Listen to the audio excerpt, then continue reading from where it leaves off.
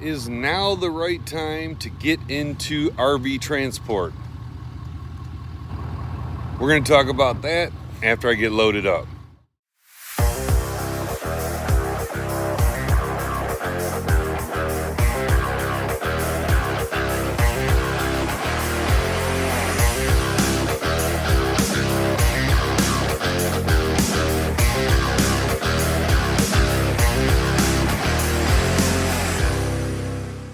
So I want to start this video by saying that I don't know everything. I've never claimed to know everything. There's some loudmouths on the internet say that I think that I know everything. I don't know everything. I only relay my experiences in doing this job through this channel. There's a lot of stuff that I do know, but there's also a lot of stuff that I don't, and I'm learning all the time. I'm always looking for another angle or another way to save money or another way to do things better. And if you can do things better, then that can help you save money or make more money. So we have a small group of drivers that are working together to keep everybody running so we can all make more money. And I just wanted to relay my experiences on how October went. October for me has been a pretty, average month. Everybody knows that the loads are scarce, but for me, the loads have been there. It's just you got to work a little harder to get them. In the past, we had time to just sit and look and scroll through 1,000 loads, figure out where we wanted to go, what the weather was, what the best fuel was, all that before we picked a load. Now, can't really do that. When they hit the load board, you got to jump on them. You got to get there with my company by 11 o'clock the next day, 11 in the morning. So sometimes that screws stuff up, but other times you just make it happen. I have to drive 7.5 hours just to get to Goshen. I know other people have to drive longer, but I just get here. It's to me, it's no different than if you were in California delivering, you still would not be able to dispatch until whenever you could get there by 11 o'clock the next day. So the people that say that they live too far away and they can't dispatch, they're just not willing to come to Goshen without an actual dispatch in their pocket. Give me a second. I got to open this gate.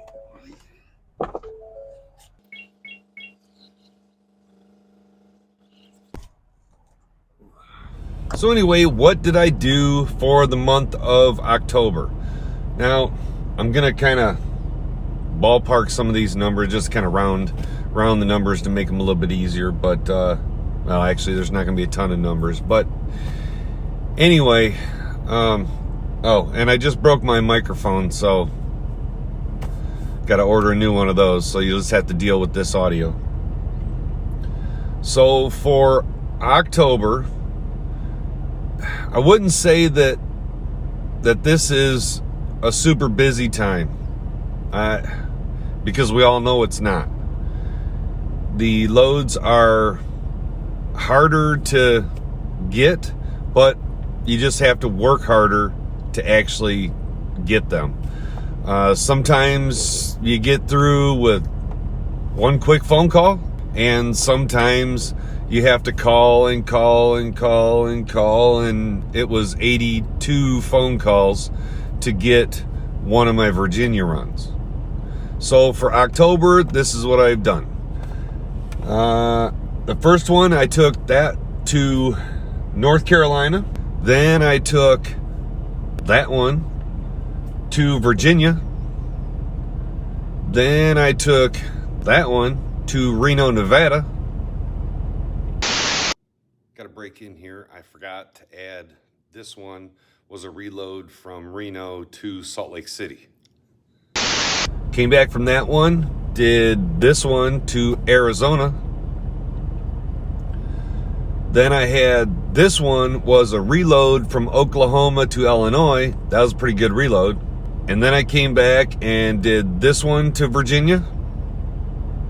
And right at the end of the month, I did this one to Virginia. So with all of those runs done in October, I did a little over 7,600 miles, and I grossed about $14,800, a little bit more than that, but that's kind of a ballpark thing. Now, the cost, that's my gross, not my net. So your net is going to be different than my net. So it doesn't do any good to tell you what my net is, because it's irrelevant. Truck payment, insurance cost, do you get hotels on the road? How do you handle food? And all those different things, whatever extra costs you have, that's going to change what your net is. So my net for the month of October was 64%. So 64% of $14,800 and something dollars. That's what I put into my home bank account. That's after all expenses: fuel, insurance, truck payment, maintenance, savings, all that stuff. So I'm happy with that. That puts money in the home bank account to pay for the electricity and the house payment and all that good stuff. And none of the truck related expenses, none of them, come out of that 64% that I put in my home bank account. I've said it lots of times, because somebody always gets in the comments and they're always asking about, well, what about tires, and what about, oil changes, and what about this, and what about that? It's all taken out first. I take that all out of my gross before I transfer money into my home bank account. Truck payment, insurance, maintenance, tires. I just bought brand new tires and put those on. So all that comes out of that account. Now, what your bills are going to be, I don't know.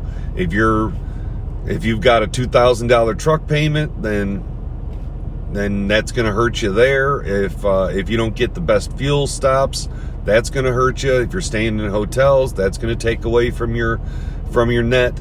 I have been steady. So I got over 7,600 miles. I've got friends that are in our little group that we share all of our data, and we share other stuff so that we can all be making more money. And let's see, get my iPad here so I can give you some actual numbers. Last month, one guy did 7,500 miles, another guy did 73, another guy did 75 and change. I'm just rounding these. One guy did 5,300, one of them did 4,700, and another one did 6,200. So we're running. We're working with each other to try to keep each other running. But I mean, that's kind of average miles. 7,000 miles is about average for me. Now, I did that in basically 3 weeks, because I took 10 days off total out of the month.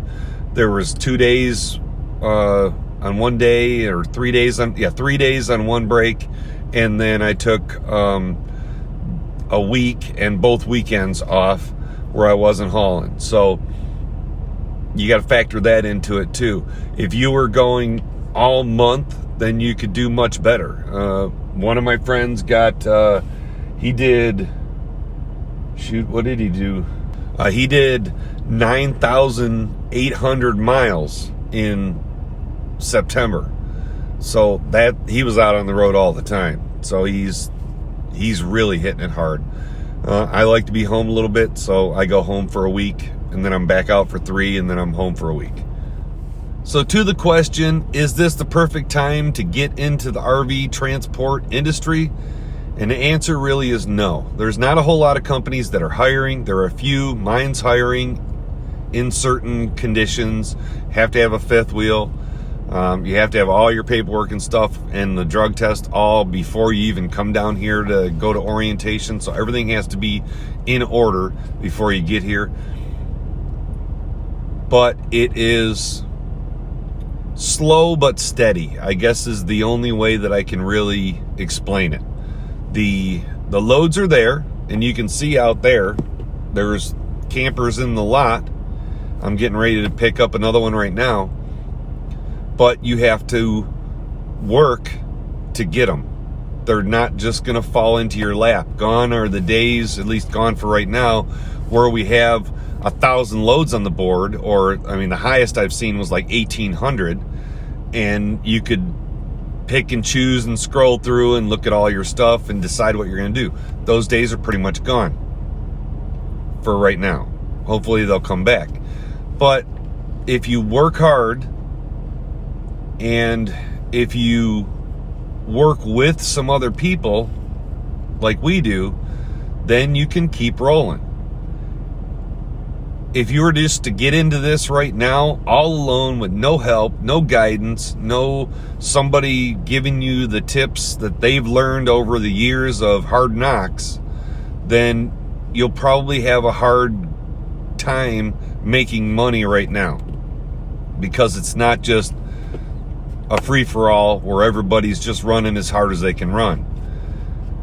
But if you got in with a group that was willing to help you and keep you running and not making the mistakes that I made when I started, because when I started, I did that. I jumped into this and didn't know crap, and I didn't know anybody, and it was tough to make money in the first little bit.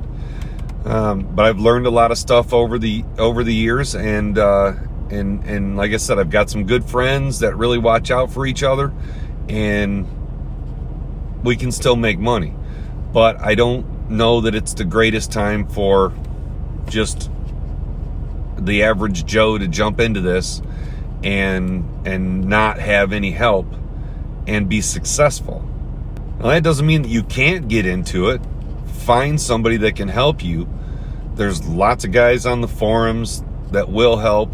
There are lots of YouTubers that can help, but you got to find the right people. And it goes both ways, because if you find someone that you want to sign on and work with, you find somebody in that company and use them as a reference, and they'll get usually a little bonus for when you sign on and deliver your first load. It gives the other person, the person like me, if you signed on under me, gives me an incentive to keep in touch with you because you gave me a little bit of money. You didn't really give it to me. The company gives it to me. It doesn't come out of your pocket, but the company gives me a little bonus for when somebody signs on under me. And then you kind of fall under the umbrella. You learn from me, you learn from other people that I know, and hopefully you can be past the learning curve faster to where you can start doing your own thing. A lot of people think that the YouTubers get some kind of special treatment out here on the load boards and things like that, and I don't know. I can't speak for all the YouTubers, but I know from my experience that I don't get any special treatment from my company. When I have to call 80 sometimes, or there's another one I called 100, I think it was 187 times or something, and still didn't get a load, not until later in the day. But I have to do the same thing as everybody else, so I don't get any special treatment or anything like that for doing these YouTube videos. I just do these YouTube videos to pass the time, like I'm sitting in the yard here waiting to pick up, and to help out anybody that I can help out. And then hopefully we become friends, keep that connection going, and then you can help me make money down the road, and I can help you make money right off the bat. So that's it. I'm gonna go over here and get my little 27-foot wildwood and get down to the castle so I can set up for the night. That's where I'm gonna be staying. I'm gonna be leaving in the morning, taking off with one of my other drivers. He's going to Ashland, Virginia. I'm going to Newport News, Virginia. And we're going to drive together at least till Ashland, where we're going to stay the night at the Pilot there. Guess that's it. Have safe travels. Hope to see you on the road.